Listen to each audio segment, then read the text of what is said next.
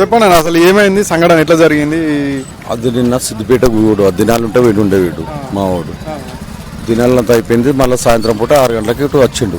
వచ్చి అట్లా మరి ఎట్లా నిద్ర వచ్చిందా ఎట్లా వచ్చిందో మొత్తం అయిపోయి అలా పడ్డాడు, బయలు పడ్డాడు. అప్పనపల్లి. ఎంతమంది ఉన్నారు కార్లో? 4 వాళ్ళ ఫ్యామిలీ, కొడుకు, బిడ్డ, భార్య. అంటే ఆడ ఆడ ప్రదేశం ఎట్లుంది, అంటే మూల మలుపు ఉందా? ఇట్లా కొంచెం టర్నింగ్ లాగున్నది, కొంచెం టర్నింగ్ లాగున్నాడు. అంటే ఇప్పుడు రాజా ఆయన పేరు? రాజు. ఆయనకి అంతకుముందు తెలిసిన దారేనా లేకుంటే కొత్త దారే? తెలిసిన దారే రోజు తిరుగుతాడు వాడు. అదే రూటు ఉసుక బేరం చేస్తాడు వాడు. లారీలు చెప్పి కాలు చూపిస్తాడు, తిరుగుతూనే ఉంటాడు రోజు. ఇట్లా ఏమన్నా ఇప్పుడు దానికి కారణాలు తెలిసిన, ఎదురుగా ఏదైనా వెహికల్ వచ్చిందా లేకుంటే ఇట్లా దాని కారణాలు ఏమన్నా చెప్తారా? ఏం లేదు, వెహికల్ ఏం లేదు. వాళ్ళు ఏం రాశారు కానీ వాళ్ళు అయితే మనకైతే ఏం లేదు వాస్తవానికి. వారు తాగింది కూడా కాదు, తాగి క్యాండిడేట్ కూడా కాదు, ఫ్యామిలీ అంతే. పిల్లలు ఎన్ని సంవత్సరాలు ఉన్నారన్న? పిల్లలు ఎన్ని సంవత్సరాలు? ఒకళ్ళు 4 ఒకళ్ళు 2. వాళ్ళ భావన సొంతమైన. మీ సొంత బామ్మారా అన్న? సొంత బామ్మారిది. అసలు ఎట్లయిందన్న? నిన్న రాజుగారు ఎక్కడికి వెళ్ళారు, ఎక్కడి నుంచి వచ్చారు అసలు? అయితే వాళ్ళ పెద్ద బాబుకు అల్లుడు చనిపోయిండే, ఆ దినవారానికి పోయిండు. నిన్న పోయిండు. మళ్ళీ తిరిగి వచ్చేటప్పుడు అలా 4 గంటలకే బయలుదేరిండు. ఇంకా ఇంటికి రాలేదని చూసేసరికి ఇట్లా జరిగింది. అది ఏం జరిగిందో తెలియదు. మరి ఏమన్నా టచ్ అయిందా లేకపోతే ఇతర దారి తప్పి పడిపోయిందా అనేది. ఎప్పటికైతే బాగా తిరిగే రోడ్డు, ఎప్పటికీ అది సిద్దిపేట రావాలంటే అదే వే మీకలు వస్తుంటాడు, అదే వే మీకలు పోతుంటాడు అన్నట్టు. ఇప్పుడు అంత ఇప్పుడు ఆ రోడ్ అంత ఉన్నప్పుడు దానికి ఏమన్నా సూచిక బోర్డులు కానీ అక్కడ ఏమన్నా డేంజర్ జోన్ మాత్రం ఎలాంటి బోర్డులు డేంజర్ బోర్డు అని నెమ్మదిగా వెళ్ళు అనేది అసలు ఏ మాత్రం బోర్డు లాంటిది ఏం లేదు. కానీ అది టర్నింగ్ ప్యాడ్, అది మాత్రం డేంజర్ ప్లేస్ లాగానే ఉంది. కానీ అక్కడ ఏం బోర్డు మాత్రం ఏం లేవు. అంటే ఇట్లా ఇప్పుడు వాస్తవానికి R&B నిర్లక్ష్యం వల్ల ఇట్లా ప్రమాదం జరిగిందంటారా? ఇట్లా అంటారు. మైబీ అది కూడా కారణం అనుకోవచ్చు. ఎందుకంటే ఈ రోజు ఇతడే కాకుండా చాలా కూడా జరిగే అవకాశం అయితే అక్కడ కనబడుతుంది. అక్కడ కొంచెం బోర్డు లాంటిది ఏమన్నా సెక్యూరిటీ ఏర్పాటు చేయాలి. పక్కకే బాయ్ ఉంది, ఆ బాయ్ అనేది ఎక్కువ కనబడట్లేదు, కానీ పక్కకే డేంజర్ లాగానే ఉంది అది బాయ్. ఇప్పుడు ఎట్లా చూసారా? మీకు ఇన్ఫర్మేషన్ ఎవరు ఇచ్చారు, అసలు ఎట్లా తెలిసింది? అయితే మేము ఏం జరిగిందంటే, మేము 4 గంటలకే బయలుదేరింది కదా, ఇంటికి అతను తర్వాత బస్కి వచ్చిన వాళ్ళు ఇంటికి చేరుకున్నారు. వాళ్ళు 7 గంటల లోపు చేరుకున్నాడు. ఇంకా కూడా రాలే కాబట్టి అసలు ఈయన ఏటు పోయిండు ఏం కథ అని చెప్పని అచ్చుట రాలేదా అని చెప్పని రాజు వాళ్ళ ఇంటికి వెళ్తే రాజు వాళ్ళ ఇంటికి లైట్లు వేసి లేవు, లాక్ వేసి ఉంది. అరే 4 గంటలకు బయలుదేరిన వ్యక్తి ఇంకెందుకు రాలేదని చెప్పి సర్చింగ్ చేస్తూ ఉంటే అందరికి ఫోన్లు చేస్తూ ఉన్నాం, బంధువులకు వాళ్ళకి చేస్తూ ఉంటే మా దగ్గర రాలేదు అంటా ఉన్నారు అన్నట్టు. అరే మరి ఏం జరిగింది, 4 గంటలకు బయలుదేరింది కదా, మరి ఏందని చిన్నగా పోలీస్ స్టేషన్కి మనం కంప్లైంట్ చేస్తే పోలీసు వాళ్ళు ఏం చేసినంటే అది 10 తర్వాత వాళ్ళు ఫోన్ లొకేషన్ ద్వారా ఇన్ఫర్మేషన్ వచ్చింది. ఇట్లా అప్పనపల్లి దగ్గర అయితే వచ్చినాడు. తర్వాత ఏం జరిగిందనే తెలియదు కానీ పోలీసు వాళ్ళ సమాచారం ఫోన్ లొకేషన్ ద్వారా తెలిసిపోయింది. అది అప్పుడు మేము సరౌండింగ్ లో లెంక్లు ఆడుతూ ఉంటే 2-3 బాయిల దాకా చూసినాం. అక్కడ మాకు డౌట్ వచ్చి అరే ఏమైనా జరిగిందని చెప్పి 1 బాయి 2 బాయిలు 3 బాయిలు చూస్తూ ఉంటే లాస్ట్ 4వ బాయి చూసేసరికి అందులో కారు పల్టీ చేసి ఉంది. అది మినిమం మేము కనుక్కున్న టైం ఎప్పుడంటే 11-12 మధ్య, రాత్రి 12 గంటల టైంలో మాకు మేము చూడాల్సి వచ్చింది. కానీ ఇతడు మాత్రం సిద్దిపేట నుంచి బయలుదేరింది మాత్రం 4 గంటల పరిధిలో, అది ఏమో 4-5-5:30 మధ్యలో జరిగినట్టుంది మాకు తెలిసిన ప్రకారం. కానీ మాకు తెలిసిన ఇన్ఫర్మేషన్ మేము చూసింది మాత్రం రాత్రి 12 గంటలకు చూసినాం. అంటే ఇప్పుడు పోలీసు వారు వచ్చి లొకేషన్ ట్రేస్ చేసాక అసలు ఇలాంటి ఆనవాళ్ళు దొరకలే. మేము తిరుగుతా ఉన్నాం రోడ్డు 3 సిద్దిపేట నుంచి దుబ్బాక నుంచి సిద్దిపేట పోతా ఉన్నాం, కానీ మాకు ఆనవాళ్ళు తెలియట్లేదు. కానీ పోలీసు వాళ్ళు ప్రాపర్ గా ఈ లొకేషన్ దాకా వచ్చినట్టు కనబడుతుంది.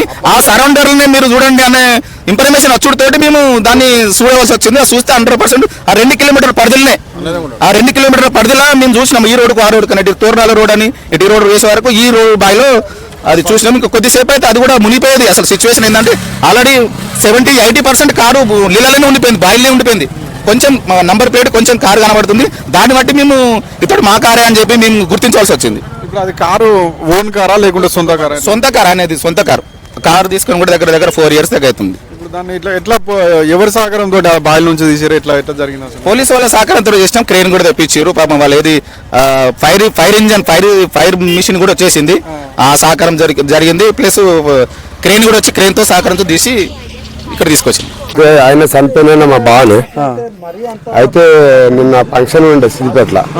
ఫంక్షన్ చూసుకొని వాళ్ళ భార్య వాళ్ళ పిల్లలను తీసుకొని ఇట్లా వస్తేప్పుడు ఆయన ఎప్పుడు కానీ ఉసుక దంద చేస్తాడు.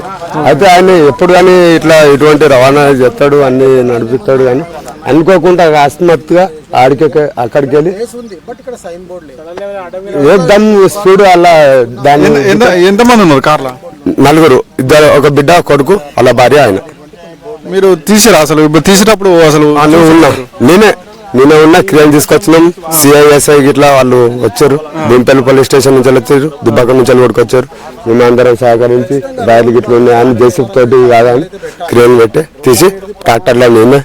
అసలు ఈ కారు ఖచ్చితంగా ఇదే బాయిలో పడదని ఎట్లా తెలిసింది మీకు? అయితే లొకేషన్ మన అప్పనపల్లి చివరి దాకా లొకేషన్ ఆగిపడ్డది. అప్పనపల్లి యువతల అటు ఇటు లొకేషన్ అనేది తెలియక మేము పోలీసులకు ఇన్ఫర్మేషన్ చేసడం. ఎందుకంటే లొకేషన్ అప్పనపల్లి చివరి దాకానే ఆగిపడుతుంది. మరి ఇట్లా మంది గిట్లా తాగితే బండి గిట్లా తీసుకుపోయి అలా పోలీస్ స్టేషన్లో గిట్లా పెట్టి రాగిట్ల సంగతి అనేది కొంచెం ఇన్ఫర్మేషన్ తోటి సే గిట్ల వాళ్ళ ఫోన్ ఇస్తే వాళ్ళు ఉడుకో కొంచెం సహకరించి వాళ్ళు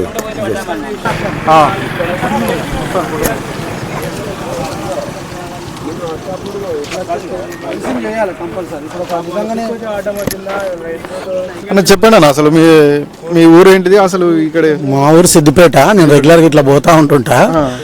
ఎప్పుడైనా ఇప్పుడు రోడ్ పక్కన ఇట్లాంటి బాయిలు ఏదైనా ఉన్నప్పుడు ఖచ్చితంగా గుర్తింపు అనేది ఒకటి ఉండాలి. రోడ్డు మీద ఇప్పుడు వెళ్తున్నప్పుడు ఖచ్చితంగా మూలమలుపుల దగ్గర బావి ఉందా లేకుంటే అక్కడ ఏమైనా ఉందా అనేటువంటిది ఖచ్చితంగా వాహనదారులకు తెలియాలి. అది తెలియకుండా అనేక ప్రాంతాలు ఇప్పుడు ఇక్కడ నుంచి చూసుకుంటే దుబ్బాక వరకు కూడా ప్రతి మూలమలుపులో ఒక్క సైన్ బోర్డు కూడా కనబడదు మీకు. మీరు చూడండి, ఆ సైన్ బోర్డు ఉన్నప్పుడు జాగ్రత్త వహిస్తాడు కొన్నిసార్లు. సరే, ఒకవేళ మనిషి ఏదన్నా ఆల్కహాల్ తీసుకొని ఆయన డిఫరెంట్గా నడిపితే దాన్ని ఏం చేయలేం. కానీ మనలాంటి వాళ్ళకి కూడా, మంచిగా వాళ్ళకి కూడా చాలాసార్లు ప్రమాదాలు జరుగుతున్నాయి. ఎందుకంటే రోడ్డు మీద భద్రత అనేటువంటి చాలా తక్కువ ఉంది. ఇప్పుడు సైడ్లో పెట్టే చెట్లు, పొదలు ఉంటాయి. ఆ పొదలు మొత్తం సగం రోడ్డును ఆనుకొని ఉన్నాయి. ఇప్పుడు అటు నుంచి వచ్చే వెహికల్ వాహనదారుడు ఏం చేస్తాడు, ఈ పొద ఉందని రైట్కి వస్తాడు. ఆ మూలమాలు పక్కనే ఉంటుంది, ఆయన రైలు వచ్చేసి గుద్దుకునేటువంటి సందర్భాలు కూడా ఇక్కడ జరిగింది. మనం ఇక్కడ చూసుకుంటే అసలు ఇటువైపు ఒక బావి, అటువైపు కూడా ఒక బావి ఉంది. అంటే చాలా డేంజర్ ఉంది. అసలు దీని గురించి అధికారులు ఏమన్నా పట్టించుకునే స్థితిలో ఉన్నారా? లేకుంటే ఇట్లా ఇంతకుముందు ఇప్పుడు చూసుకుంటే గ్రామస్తులు కూడా చాలా ప్రమాదాలు జరుగుతున్నాయి. అసలు ఈ రోడ్డు వ్యవస్థనే కరెక్ట్ లేదు అని చెప్తున్నారు. వాస్తవానికి ప్రమాదాలు అయితే జరుగుతున్నాయి. ఇప్పుడు మీరు చెప్పినట్టు అక్కడ బావి ఉందని ఇప్పుడు మీరు చెప్తేనే నాకు అర్థమైంది. నేను రెగ్యులర్గా పోతుంటే అక్కడ బావి ఉందనే తెలియదు. అంటే బావిలు ఉన్నాయి దానికి. ఇది ఇప్పుడు సపోజ్ చాలా కొన్నిసార్లు దీనికి ఇట్లా కల్వర్ట్ లాంటిది కట్టడమా, ఫెన్సింగ్ లాంటిది చేయడమా ఉండాలి. అక్కడ వచ్చేది చూడండి, అక్కడ అసలు ఇంత పెద్ద మలుపు ఉంది. ఇక్కడ సైన్ బోర్డు ఉందా? ఇక్కడ టర్నింగ్ ఉన్నట్టున్నారు. కొత్త వాళ్ళకి ఏం తెలుస్తుంది? రెగ్యులర్గా తిరుగుతోళ్ళకు, మాలాంటి వాళ్ళకి అక్కడ రెగ్యులర్గా తిరుగుతుంటాం కాబట్టి ఇక్కడ మూల మలుపు ఉందని తెలుస్తుంది. తెలియనప్పుడు ఖచ్చితంగా ప్రమాదం. అయితే ఖచ్చితంగా దాన్ని రోడ్డు బాధ్యత ఎవరైతే ఉంటారో వాళ్ళు పెట్టాలి ఆ ప్రమాదానికి సంబంధించి బాయిల కాడ. మరి అక్కడ ఎట్లా చేస్తారో తెలియదు కానీ ఇలాంటి బాయిలు అనేక ప్రాంతాల్లో కనబడుతుంటాయి. అక్కడ ఏముండదు. ఇప్పుడు బాయిలు చూసుకుంటే నిండు కుండలా మారి ఉన్నది ఆడ.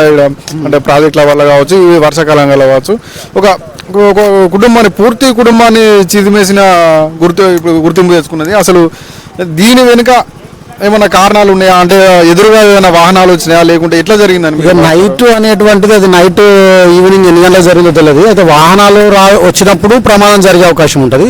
రెండోది అంతా ఇక్కడ గుట్టలు అవి ఉన్నాయి కాబట్టి అడవి పందులు అలాంటివి వచ్చినప్పుడు కూడా కార్ అంటే పవర్ స్టీరింగ్ ఉంటుంది కాబట్టి కొంచెం తిప్పంగానే మిస్టేక్లా అట్లా అయింది. ఏదైనా జంతువు కూడా రావచ్చు అని భావించవచ్చు.